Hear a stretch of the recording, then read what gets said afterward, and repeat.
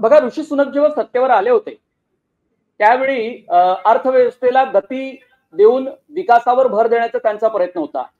आज त्यांचा पक्ष हरला, पण त्यांनी अनेकांना मुलाखती देताना माध्यम संस्थांना त्यांनी असं म्हटलेलं आहे की मी पूर्ण प्रयत्न केले, प्रामाणिक प्रयत्न केले, पण मी हरलो. लोकांना माझे निर्णय पसंत पडले नाही, पण मी प्रामाणिकपणे पूर्णपणे प्रयत्न करण्याचा प्रयत्न केला. माझे एफर्ट्स मी सगळे दिलेले आहेत. आणि त्यांनी मग आता पंतप्रधान पदावरून तर पाय उतार झाले, शिवाय नेतेपदाचा राजीनामा दिला आणि होऊ शकतं ते सदस्य पदाचा सुद्धा राजीनामा देतील.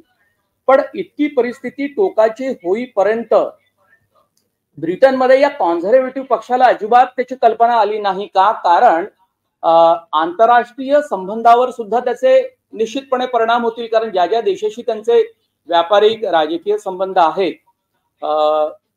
त्या त्या देशाच्या संबंधावरती सुद्धा परिणाम संभवत नाही. एक बघा, हुजूर पक्षाची अवस्था मुळातच वाईट आहे. म्हणजे गेल्या 4 वर्षात किती झाले? 3 पंतप्रधान झाले. सुनाक चारीबाई लिज ट्रस्ट बाई होत्या.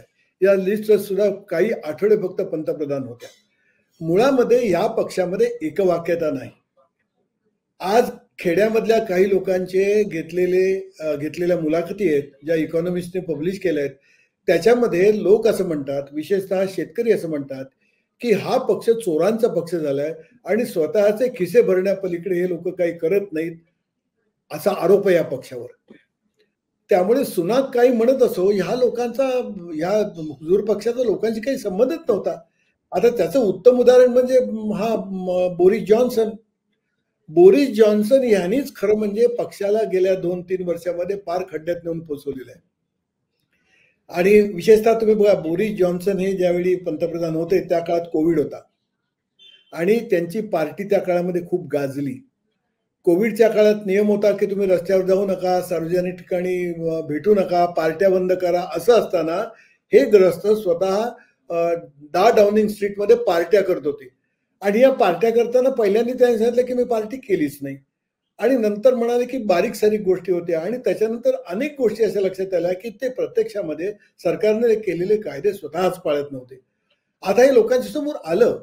असा पंतप्रधान, आणि असा पंतप्रधानाचं आता मुळामध्ये असं आहे की ह्याला त्याच क्षणीच लोकांनी घालवायला होतं किंवा त्याच्या पक्षानेच त्यांना घालवायला होतं. पण हा जो एक काय म्हणायचं त्याला बोलबच्चन माणूस आहे, त्यांनी जवळपास 1.5 वर्ष 2 वर्ष देशाला वेठीस धरलं आणि त्यामुळे लोकांचा संताप असणं अगदी स्वाभाविक आहे.